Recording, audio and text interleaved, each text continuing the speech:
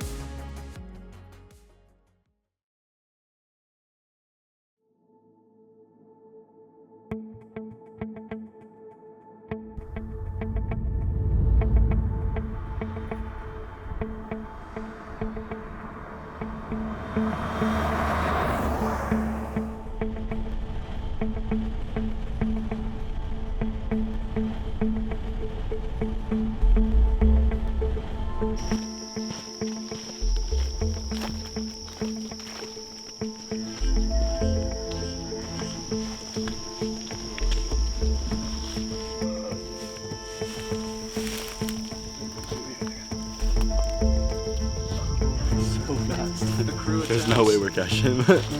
He's so fast. Walk out. How tight can I squeeze this fucker?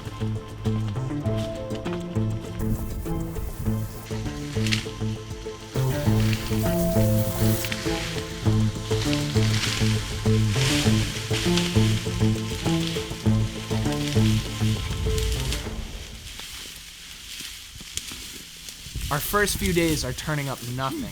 We spend our days hiking through the glades and our nights road cruising. That was the most miserable thing I've ever done in my life. It's important to know where these guys are going to be during the day and what time they're going to come out at night, since they're nocturnal hunters.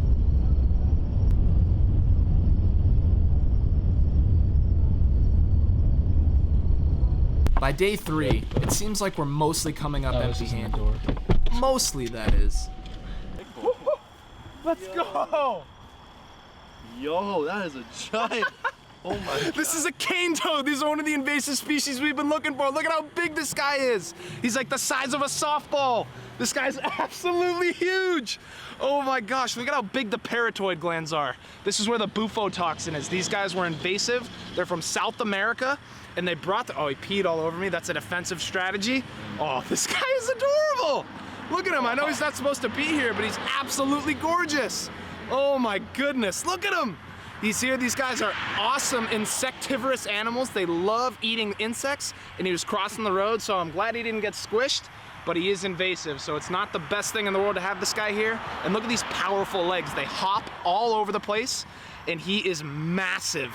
This is an absolute chunkster. Oh my gosh. Oh. We found a cane toad, let's go. Oh, my night is made. There's beauty in the search. You have to enjoy the process. Although the diamondback is our target, we are able to find some incredible animals, both native and invasive to the Florida ecosystem. It's a Florida green water snake. This is the largest species of water snake in North America, and it's an absolute beast. This guy is like 3 feet long. They can get up to 4.5 feet, and he is super thick. These guys are a pretty unpatterned snake. He's flailing around. He thinks I'm trying to hurt him, but I'm just trying to show you how absolutely incredible this snake is, and he musked all over me. That is not a good scent at all, but that's a great defense because it makes their predator think, ugh, this thing smells disgusting. I don't want to eat this, and that's what I'm thinking right now. This would not taste good because he is stinky right now.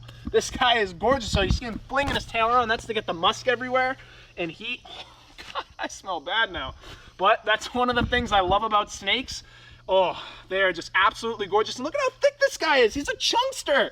This is an absolutely gorgeous little snake right here. This is an amphibian specialist. So he's gonna mainly be eating frogs, anything he can really get in his mouth, maybe the occasional fish.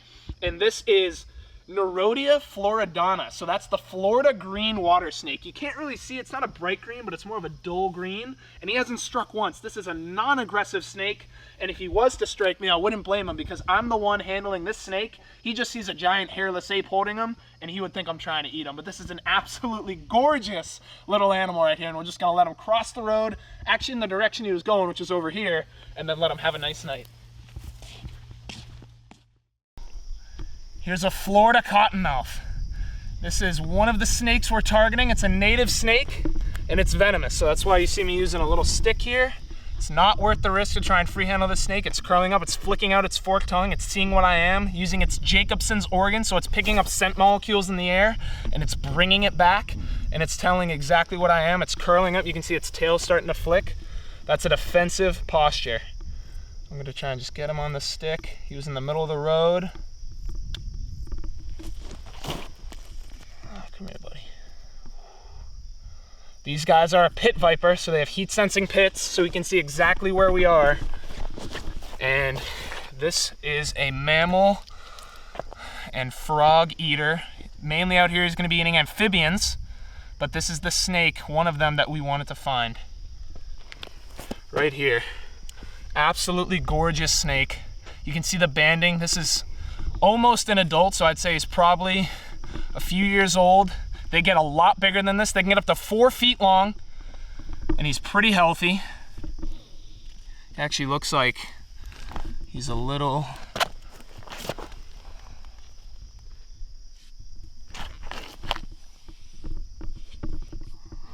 There we go. Now we have control over the snake.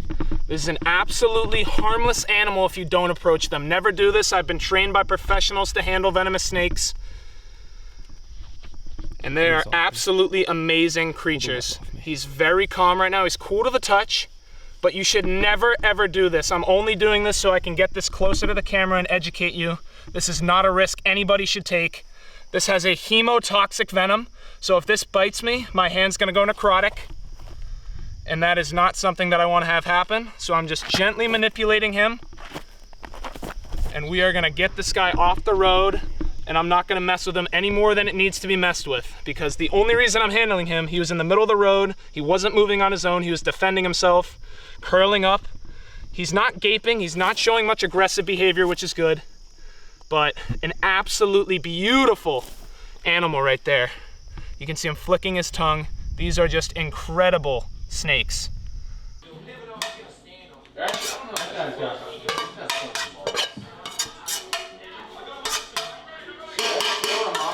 Because they get big enough to where I'm comfortable if I have a hook, but like that right there is, dude, it's wrapped around a tree.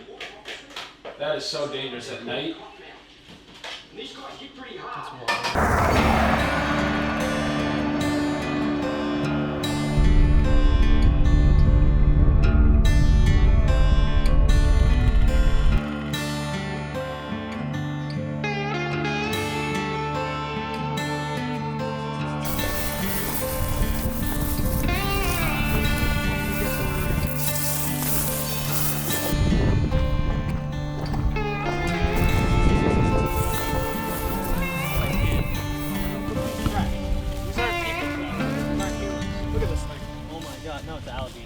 Gator, see the 3 toes? Oh, this is a drag mark of an alligator. Yeah, this is the tail. Yeah.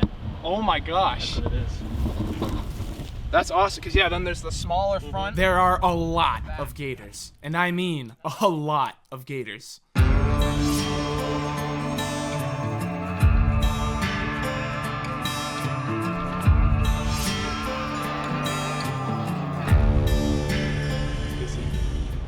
So we're in like perfect alligator habitat right now. This is in the middle of the Everglades area towards the northern portion near Cypress National Forest.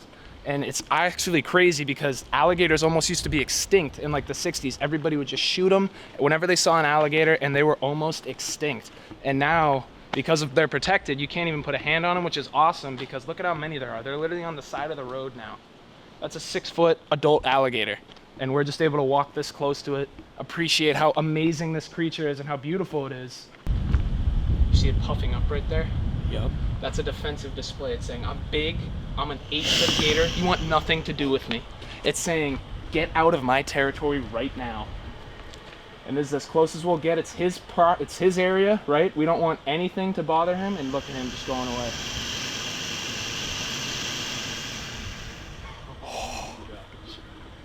He knows he's the king. And I'm gonna let him be the king. I'm not gonna interact with this guy in his environment. He's the apex predator here. And this alligator would be too big for really anything except like a monster python or a ginormous alligator to eat. He is incredible.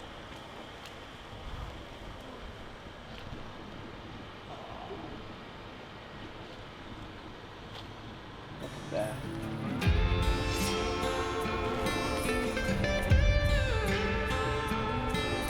See how healthy it is too? The tail's so big. Oh. We've overstayed our welcome here.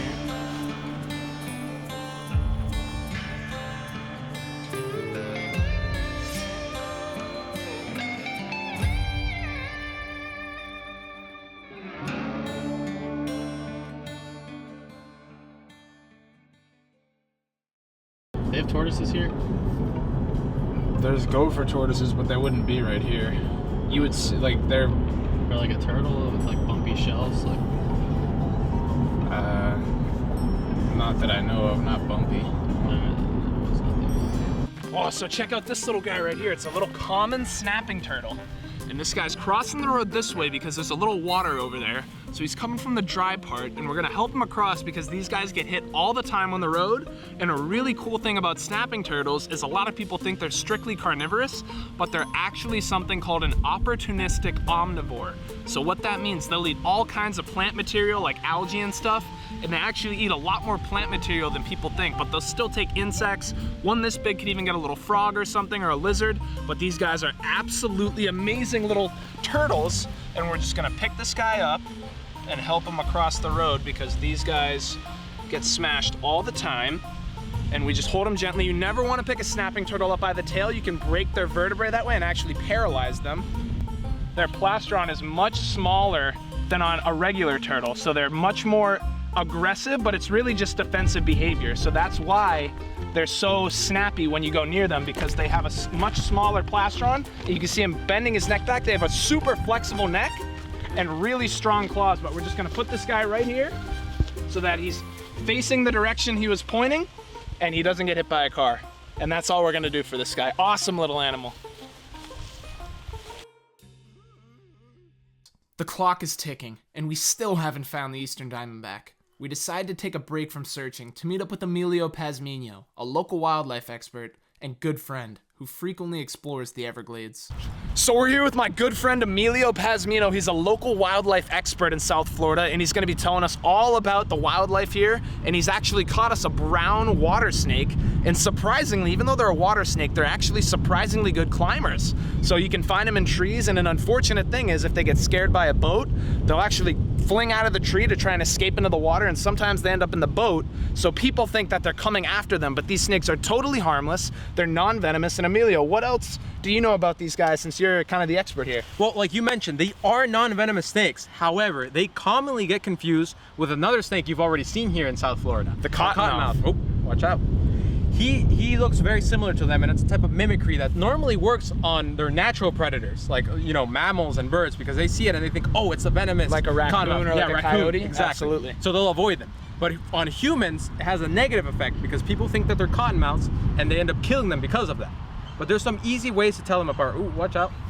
Where if you look at their color pattern, these guys, specifically this species, has blotches instead of stripes on them. You see, they're brown with dark black blotches. Like the cottonmouth is not gonna have that. And then there's other differences that you can sometimes use to tell them apart. Like for example, the pupil shape on the eyes, that they're round instead of slits. They have much narrower heads, but these are not 100% useful when telling them apart because sometimes they can flatten their head. Yeah, they can right? flatten their Absolutely. their head, and sometimes there's pattern overlap with these species. And you can But- see how uninclined to bite this guy is, right? Oh, Like yeah, we're handling yeah, him yeah. really gently, and this is a totally harmless snake once again. So if you see it, there's no need to kill this animal. It's actually doing you a favor. It's eating a lot of species that some people consider pests. Yeah, exactly. And a cool thing about them is that although they have no venom, they do have anticoagulant in their saliva. So if he were to bite us, we would bleed little bit more than normal. usual, but it's still not at all. That's literally an just injury, like the yeah. northern water snake up where Exactly. we have them. Yeah, Oh, same genus. exactly, both Neurodia. It's the start of the second week, and we still haven't found our target animal. We decide to try a new spot during the peak hours of the day to increase our chances. On our way, we meet up with another friend for a very special opportunity. So I'm with Missy Williams, the lead researcher of the Dania Beach Monkey Sanctuary right now, and this is one of the most incredible experiences of my life. Missy is a PhD. She's an expert in the field of studying these vervet monkeys. And Missy, can you tell me a little bit about where these monkeys come from, what they're doing here, and how long they've been here? I'm laughing what they're doing. This is Yeah, of very, course. This is typical monkey behavior, getting into stuff. So the monkeys were imported in by Layla Roosevelt and her partner Armand Dennis. They opened the Anthropoid Ape Research Foundation in the late 1940s right here in Dania Beach. Matter of fact, the facility is probably half a mile of where it was located. Wow. And, well, hello. And a group escaped, around 50 individuals, and they got all of them back, but 12 to 15. So the monkeys you see today come from that group of escapees, and they're doing well. They've been here for 80 years. The population isn't growing. And they do come from West Africa. So there's 7 species in their genus, and this Okay. is Chlorcebus sabaeus. So this is a West African species, the vervet monkey, or called a green monkey, as you can see by the hair. The You can tinge see. is a little, Yeah. it's a little like And yellowish they blend green. in fabulously when I they're was back gonna say here. with the mangroves, it's like the perfect backdrop. Yep, they Oh. blend in very well. And so what do they eat out here, Missy, since this isn't where they're naturally found? They're omnivores, so people do love to feed them. So when I first started my Yeah. research, I was curious about how much human food are they getting, and it turns out they're easily fed 2 to 3 times a day by people. Each individual monkey? The Or- social groups. Okay, perfect. Yeah, and people love feeding them, and I get that. And at first I was totally against it because I'm like, don't feed wildlife, they'll get habituated. Yeah. And then I kind of looked at the other side of it, and it's actually probably beneficial because they stay where they're fed.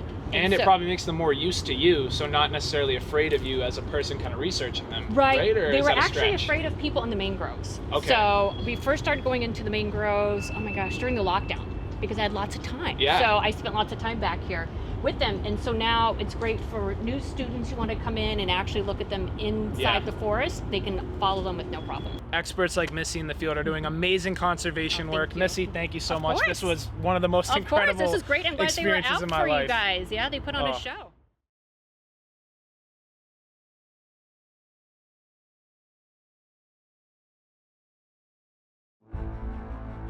We're back on the road and finally arriving at our new location. The moment of truth.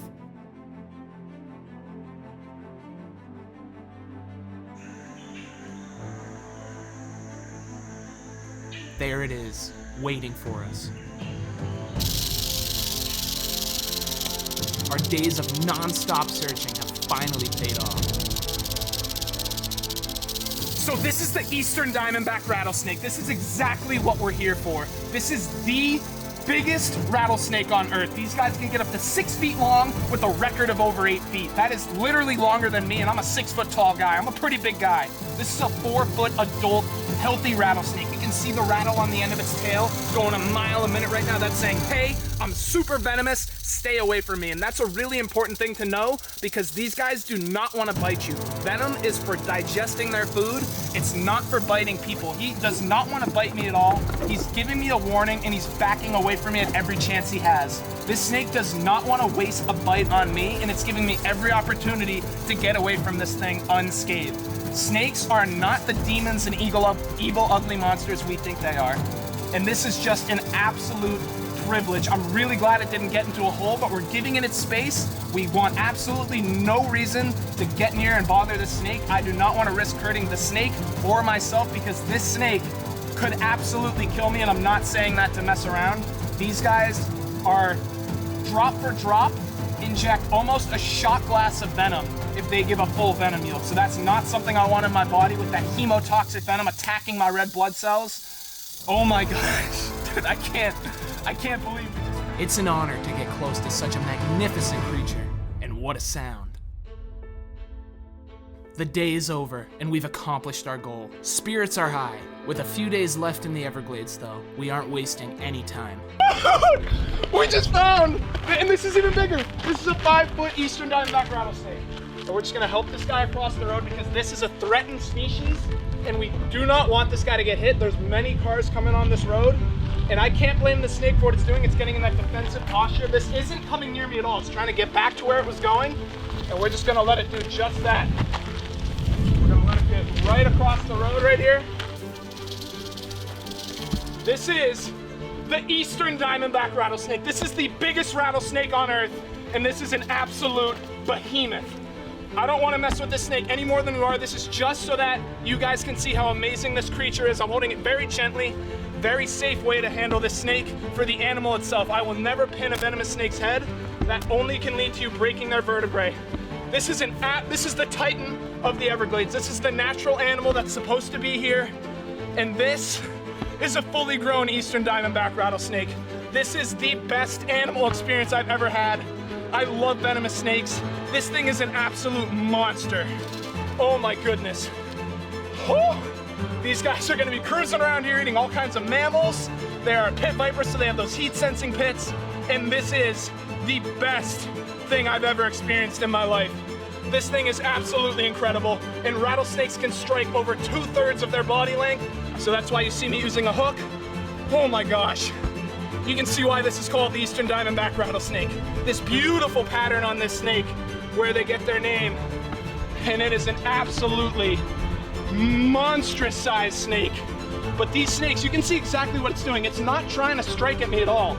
These snakes want nothing to do with people. They just want to get away from us. And this is the only time you're ever gonna have a potential bite with this snake. Sorry, I'm breathing hard. This is a chunky snake. But this is absolutely glorious. This is what we came here for. This is the king of the Everglades, and it is such an honor to be able to hold this snake. I've been trained by professionals. That's the only reason I'm doing this, and it's to show you how incredible this snake is. Oh my gosh, he's calming down a little bit, so I'm gonna take the liberty to just manipulate him a little more, and then we're gonna get him off the road the direction he was facing, which was this way. And a bite from this guy would not be good. He is the snake that causes the most fatalities every year in the US. And there we go. On his way. Snakes do not want anything to do with you. They just want to get away. And that was an absolute honor to share space with this snake.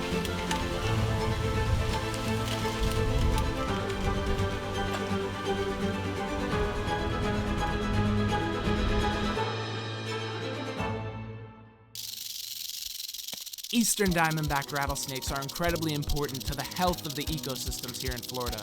Unfortunately, humans are affecting these guys in a few different ways. Indiscriminate killings out of fear and habitat destruction through agricultural development and urbanization are really impactful on this beautiful snake.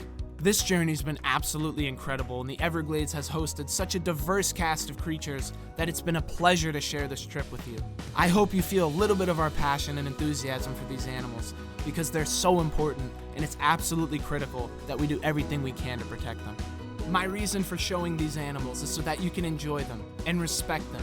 They are the heart and soul of this beautiful place, and we all need to do our part to protect them. I still can't believe 2 Eastern Diamondbacks on back-to-back days.